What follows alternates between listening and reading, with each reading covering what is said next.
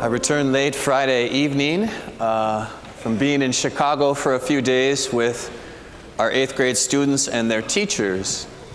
So glad they have this opportunity before they graduate and go into so many different high schools, never to be together with this group again, to go on this trip, to learn, to just enjoy each other's company, take in a Blackhawks game, all the landmarks.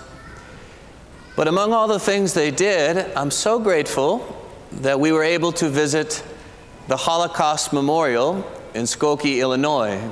It's about a half hour outside of downtown Chicago. It's the third largest Holocaust memorial in the whole world. It has a unique story.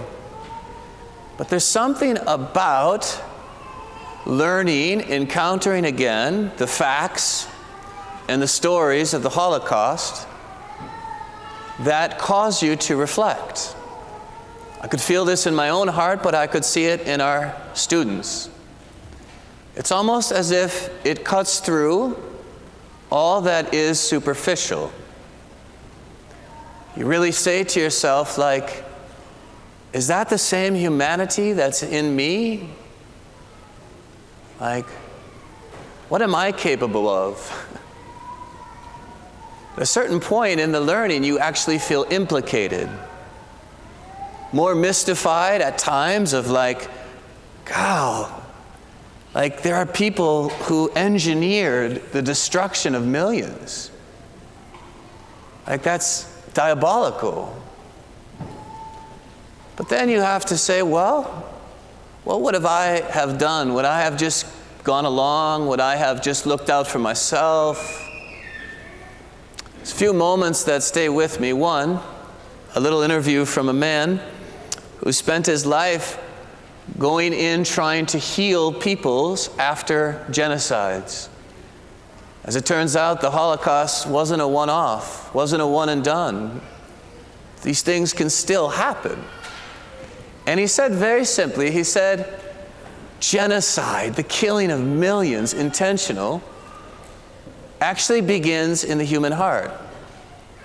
With the attitude that looks at another person, whether with words or just that life would be better if you and your kind weren't in it. I said, okay, now I'm implicated. I know something of that, which is the opposite of love, which is to look at another person, even if we're very different, even if we'll never be friends, to say, it is good that you are. It's good that you exist. The other moment was of all those masterminds, so-called, high up in the authority of the Nazi Germans who were at the Nuremberg trials, sitting, before justice, human justice anyway. And they all looked so small and pathetic, and yet had a large hand in destroying millions. And then the third moment was this priest who was responsible for saving a Jewish girl's life. She would have been about the age of our 8th graders. And she said, how can I ever thank you? How can I ever repay you? And he said, I just want you to enjoy your life. And so my whole time with the 8th graders, I was praying for myself, for them, and for all of us, that Lord, let us enjoy the abundant life you've given us, which is different than living the superficial. So the passion narrative just proclaimed is the ultimate drama, the only drama. And notice that Matthew writes it in such a way that we are all implicated. I suppose we can try to buffer ourselves from the hard truth of what the Passion communicates about our humanity, about the salvation that our humanity needs, the healing, the mercy. But it'd be really hard to do. The truth is, we are meant to have an open heart. And I want to just briefly propose to you the person of Peter. For me, more than anyone, he shows us our own heart in the Passion. Notice it begins with human bluster. Lord, even though everyone else will have their faith in you shaken, mine will not be. And Jesus says, oh, Peter, you're going to deny me tonight. And notice that he can't accept it. No, even if I have to die. He insists on having the last word with the master. And notice Jesus lets him have it. He lets him have the last word. But then, the last time we see Peter in the Passion narrative, he's weeping bitterly. He can no longer hide his own failure, his own weakness, his own clear, desperate need to be rescued. And notice in between, the one time, like in the Gospels, where in the humanity of Jesus, he needs company, he needs support. Keep watch with me. And 3 times Peter's sleeping at the wheel. Do you know, in our tradition, this has always been called one of the most serious sins. It's called acedia. That I just get overwhelmed with the daily cares of life and evil, and I'm just interiorly asleep. I'm not awake. I'm not alive. I'm not sensitive. I'm not alert to the Spirit. I'm just kind of going through the motions. But leaving aside Peter swearing and cursing at a girl for telling him, no, you're with him. I just want to hold up to you one little verse that's so powerful.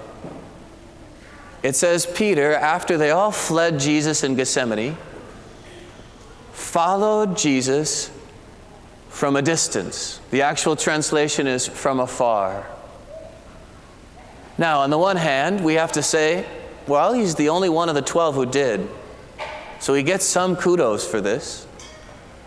But notice he's trying to navigate, on the one side, this love and devotion, loyalty to Jesus, and on the other side, his cowardice and his fear. It's like he's trying to maintain this closeness and at the same time safe distance. He doesn't want to be identified as a disciple. I want to propose to us the truth of the Passion, which implicates all of us. Like, if God came into the world, he is who he says he was, then none of us can just be a neutral observer. And when you and I celebrate the liturgy, we become contemporary, we participate. This is not dress rehearsal. This is the Lord speaking to us in the present. Follow me. Keep here and watch. Remain with me. I really want to invite you to make this week look different.